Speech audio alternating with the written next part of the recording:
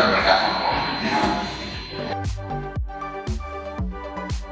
Baik, dan ini saya percaya bahwa semuanya atas kuasa Tuhan kita bisa berketemu. Nanti kita kasih kesempatan ke teman-teman anggota untuk ada yang ingin menyampaikan pendapat atau pandangan berkaitan dengan beberapa hal yang tadi dijelaskan oleh Bapak yang mewakili masyarakat Sabuai, termasuk pengacaranya. Bapak anggota DPRD bisa mendengar apa yang kami sampaikan. Yang pertama, yang kedua terkait dengan realita kondisi negeri Sabuai sana, tentu bukan saja tanggung jawab daripada masyarakat hukum adat, tetapi merupakan tanggung jawab dari semua stakeholder yang ada di Kabupaten Sangat Bagian Timur, termasuk DPRD Kabupaten Sangat Bagian Timur. Nah, peristiwa yang terjadi di sana, Bapak, kalau mau dilihat itu sangat menyakiti hati orang Seram umumnya dan hati masyarakat hukum adat di Kabupaten Sangat Bagian Timur. Tentu terhadap apa yang disampaikan, ada pertanyaan dalam hati beberapa anggota DPRD, kenapa ada yang menyakiti hati masyarakat Sangat Bagian Timur. Mereka mau bilang bahwa perusahaan ini dia masuk itu 2019, izinnya itu adalah izin perkebunan pala dengan luas wilayah 1.300. Sudah berkomunikasi dengan saudara Yongki untuk mengingatkan dia bahwa perkebunan yang kamu masuk itu bukanlah perkebunan yang diizinkan untuk perkebunan pala, melainkan itu sudah masuk pada perkebunan adat negeri Sabuai. Sosialisasi adat itu sakar, ternyata sasi adat itu diusahakan, dia naikkan dengan foto-foto itu tanpa menghargai masyarakat hukum adat di sana. Itu proses tatanan rawan. Selanjutnya, masyarakat yang ada di Sabuai sana menganggap bahwa proses-proses itu tidak dihargai, maka satu tingkat di atas proses itu adalah mereka membuat laporan resmi ke Krimsus Polda Maluku. Terhadap itu, masyarakat juga karena tahu tentang tata cara proses yang berlangsung di Polda Maluku, masyarakat minta penjelasan dari Polda Maluku. Kesempatan ke teman-teman anggota untuk ada yang ingin menyampaikan pendapat atau pandangan berkaitan dengan beberapa hal yang tadi dijelaskan oleh Bapak yang mewakili masyarakat Sabuai, atau cara lain yang lebih bijak dan arif untuk menyelesaikan persoalan Sabuai. Tapi saya garis bawahi pimpinan, proses peradilan tidak bisa kita intervensi. Yang pertama. Yang kedua, kalau bicara dalam konteks regulatif, saya kira kita semua tahu bahwa amandemen keempat Undang-Undang 45 tentang di pasal 18 dan pasal 26 negara mengakui sangat tentang eksistensi masyarakat adat. Gila hukumnya itu Pak Yusuf mungkin tahu dan sebagainya sekarang. Karena itu sebetulnya dengan dilakukan amandemen terhadap Undang-Undang 45 dan kemudian ditambah lagi dengan putusan Mahkamah Konstitusi tentang pengakuan masyarakat adat yang masyarakat sebetulnya punya legal standing. Nah, saya kira pimpinan melalui forum ini saya ingin menyampaikan dua saran Pak Yustin. Kalau saya menyimak tentang proses dinamika yang terjadi selama ini sampai pada hari ini sudah ada di proses peradilan, sebetulnya kita bisa mengintegrasi satu langkah kita, baik itu pemerintah daerah, DPRD, masyarakat hukum adat, untuk bisa melakukan upaya-upaya hukum banding. Dua saja. Kalau menurut saya itu kita bisa, karena kalau dari cerita Pak Yusuf sebetulnya sudah memenuhi unsur untuk masyarakat bisa melakukan upaya hukum banding terhadap yang bersangkutan secara materi maupun material. Kita bisa gugat yang bersangkutan membayar ganti rugi itu berlipat kali. Saya kira wajib ada jurisprudensi terhadap masalah-masalah hak-hak rakyat hukum adat ini. Saya pernah terlibat waktu itu di, mohon maaf masih di Kalimantan, itu pernah masyarakat hukum adat Kutai menggugat salah satu perusahaan dan itu ratusan miliar bayarannya. Kerusakan hutan. Jadi saya garis bawahi dua hal itu, kerusakan hutan yang dibuat oleh pihak perusahaan tadi itu, dan yang berikut adalah persoalan hukum yang sedang dijalani oleh dua saudara kita. Itu yang kita bicara di dua masalah itu. Baik, Kita baik, saya Pak Masih selesai Pak. Tuan, saya yakin hampir semua 100% bersama-sama dengan masyarakat adat Sebuai dalam konteks ini dan permasalahan yang sedang dihadapi. Kalau tadi Pak Justin mengawali itu, kita andaikan ini peran, kita semua berdiri mengangkat parang. Tapi karena ini dalam konteks hukum, sekali lagi, kursi yang diberikan oleh lembaga ini seperti apa? Saya sekali lagi, maaf, kalau mau disarankan oleh pimpinan, barangkali yang kita berikan adalah kita membantu hukum yang sudah ada untuk bersama-sama dengan teman-teman dari Sebuai yang sekarang berjuang di peradilan.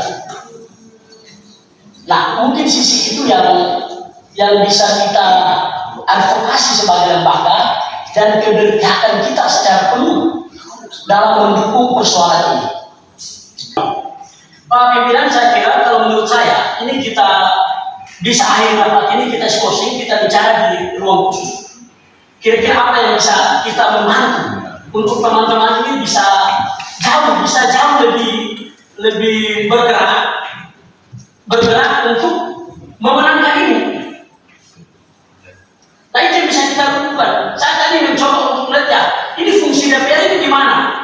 Kita punya fungsi cuma 3 itu. Fungsi pengawasan kita untuk peraturan daerah itu sudah selesai. Setelah izin perkebunan, izin DPK, di situ saat itu sebenarnya DPR sudah mengeluarkan bahwa izin ini bermasalah. Dia bermasalah berarti tidak ada penerbangan dan selanjutnya. Sekarang ini pas dari presiden itu yang kita rasakan saat ini teman-teman lagi. Maka oleh sebab itu yang kalau ini bicara jeritan hati yang kita semua ini, tapi bagaimana cara kita untuk bisa menyelesaikan ini? Di satu sisi persoalan hukum kita tidak masuk, sementara ada sebab akibat yang timbul yang memang kita merasakan itu tidak ada.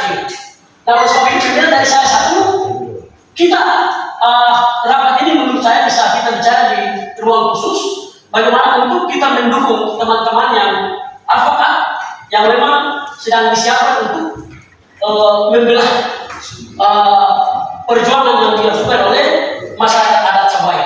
Mungkin dari saya. Jadi Pak Ketua, kaitan dengan problem ini kita harus melihat secara menyeluruh bahwa masalah Sebuai ini dari aspek eksploitasi dan eksplorasi PT CPSBM itu melahirkan 2 masalah. Yang satu itu sudah ada putusan ingkrah kaitan dengan tuduhan kejahatan pembalakan hutan. Itu ada putusan ingkrah, dan yang kedua ini ada proses lagi kaitan dengan pengerusakan barang milik perusahaan. Saya kira proses kasus ini sudah lama berjalan. Kali ini mungkin sudah 4 atau 5 kali sidang ya. 5 kali sidang. Dan hari ini mereka baru mendapatkan kesempatan untuk bertemu dengan DPRD. Saya cerita sedikit dulu kaitan dengan kasus pembalakan hutan. Itu sudah melahirkan putusan ingkrah dari pengadilan. Anehnya, Pak Ketua, bahwa putusan ingkrah itu tidak sesuai dengan keadaan yang terjadi di lapangan. Bahwa mereka ini dituntut karena ada berdasarkan perusahaan CPSBM, tapi hasil putusan pengadilannya itu dengan pasal perseorangan. Betul ya? Dengan pasal perseorangan. Kalau ada klasifikasi putusan, kalau kita lihat, kalau pasal perseorangan itu berarti klasifikasi putusannya minimal.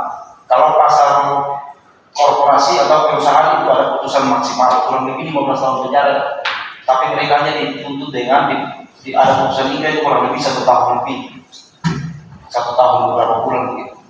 maksud beta ini konfirmasi bahwa ada putusan yang tidak proporsional sesuai dengan tuntutan keadilan. Kenapa sampai rekan-rekan yang diwakilkan oleh saudara kuasa hukum bisa hadir di sini? Kita khawatir juga putusan ini juga bisa melahirkan azas yang tidak adil. Bayangkan saja terhadap perusahaan itu yang sudah melakukan pembalakan hutan, putusannya tidak adil. Apalagi terhadap masyarakat satwa. Karena itu mereka datang ke sini supaya ada konfirmasi bahwa mereka tidak sedang sendiri. Ada lembaga DPRD yang berpihak ke rakyat. Kita tidak bermaksud untuk, kalau saya menangkap, ini tidak bermaksud untuk mengintervensi penegakan supremasi hukum. Tapi paling tidak, dalam putusan pengadilan itu seobjektif mungkin. Karena mereka ini versus perusahaan. Bisa seobjektif mungkin. Ada klausul-klausul yang sudah dijelaskan. Bahwa kalau kita dudukan persoalan ini, mereka tidak, yang dua orang ini Pak Ketua, mereka tidak punya riwayat sebagai orang jahat. Tidak ada catatan mereka sebagai orang jahat. Hanya karena membela lingkungan mereka, membela hak-hak mereka, mereka bisa berbuat apa saja. Karena itu Pak Ketua, saya kira mari kita lihat masalah ini dengan hati. Ada mungkin pimpinan DPRD bisa berkoordinasi dengan pihak-pihak terkait kaitan dengan masalah itu. Terhadap wakil bupati pada paripurna kemarin juga saya sudah sampaikan, pemerintah daerah tidak bisa lepas tangan karena ini asal muasalnya dari izin usaha perkebunan yang diterbitkan oleh pemerintah daerah. Si pemerintah daerah harus peka untuk melihat problem ini. Tapi sampai saat ini yang mereka lihat itu ketika terjadi dampak lalu turun bawa bantuan. Tapi kasus hukumnya juga mereka tidak pernah lihat sampai sekarang. Mungkin lewat meja pimpinan itu bisa berkoordinasi dengan saudara bupati untuk sama-sama dengan DPRD bisa membantu memberikan advice terhadap problem yang ada. Saya kira yang sudah ditangkap. Satu yang harus kita sepakati adalah pertama, kita semua DPRD dan masyarakat umumnya untuk menaruh pikir positif kepada penegak hukum. Yang kedua, kedatangan Bapak di sini karena kontrak DPRD itu sendiri. Dari seperti yang salah satu tugasnya adalah menjaga hak-hak masyarakat, termasuk dalamnya hak adat, hak rakyat, bahkan keselamatan Bapak. Sepanjang itu bisa diselamatkan dari aturan, itu pasti diselamatkan. Bahkan menabrak aturan pun kalau bisa diselamatkan, tidak diselamatkan, mereka kasarnya dari kita. Karena pikiran kita itu adalah tidak boleh dibicarakan di sini. Tidak semua hal bisa dibicarakan di sini. Yang pasti diberitahu tentang respon positif dari teman-teman semua dalam hal yang dikatakan. Ada upaya yang kita lakukan dalam posisi sebagai wakil rakyat. Sebenarnya yang disangkakan dalam proses hukum yang kemudian ditetapkan sebagai tersangka itu sebenarnya anggota DPRD itu cuma diwakilkan kepada beberapa orang saudara dua yang dari Siwalan saja.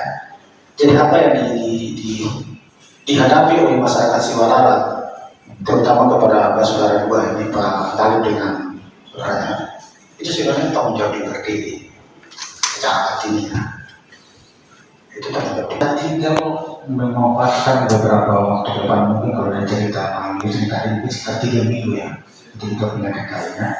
Kita tinggal memanfaatkan waktu di hari ini sampai 3 minggu depan dengan upaya-upaya apa yang harus dilakukan oleh sebagai bentuk keberpihakan atas menyelamatkan masyarakat itu sendiri, masyarakat.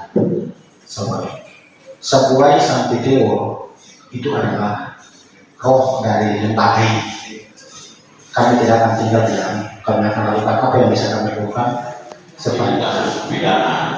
Kemudian kita harus berbicara soal kasus pidana. Saya belum sampai ke lokasi kejadian, tapi informasi dari masyarakat bahwa penembakan perusahaan ini mulai dari Bangkit sesuai ketentuan dan bibir sampai itu 100 meter, tidak 100 meter di depan habis yang dilakukan oleh masyarakat sehingga terjadi pidana ini mereka tidak. Justru saya minta kepada lembaga yang saya hormati kita semua punya konsep yang sama, punya pemikiran yang sama. Ini adalah pendidikan masyarakat, pendidikan. Bagaimana kita prosesnya? Kita tidak bisa untuk diam, harus mengambil sikap, mengambil langkah bagaimana menyelesaikan persoalan ini. Kesalahan sudah saya kami sudah cukup lama mendengar informasi ini, tapi alhamdulillah pada hari ini kita dapat berkembang. Ini adalah persoalan yang sangat. Saya kira demikian cukup untuk saya mungkin tambah-tambah tambahan. Kita ini semangatnya adalah dua tadi. Pertama, dua saudara kita yang sedang menjalani proses hukum, dan yang berikut adalah soal hari ini apa sumber berkat makmur yang sedang melakukan penebangan pembalakan liar di sana. Oleh karena itu supaya kita tangani kasus Sabah ini lebih baik lagi ke depan dan mesti dia terurus dengan baik. Pimpinan menawarkan untuk pimpinan tutup rapat ini, dan pimpinan langsung mengundang bapak-bapak yang mewakili Sabah untuk kita bicara terpisah dari ruang rapat dengan pimpinan, dan nanti kesimpulan hasil diskusi pimpinan dengan bapak-bapak yang mewakili tim Sabah ini dengan tetap memperhatikan apa yang menjadi seluruh masukan dari rekan-rekan anggota DPRD. Pertemuan kita dengan bapak-bapak yang mewakili masyarakat Sabah pada siang hari ini saya nyatakan ditutup dengan resmi. Assalamualaikum warahmatullahi wabarakatuh.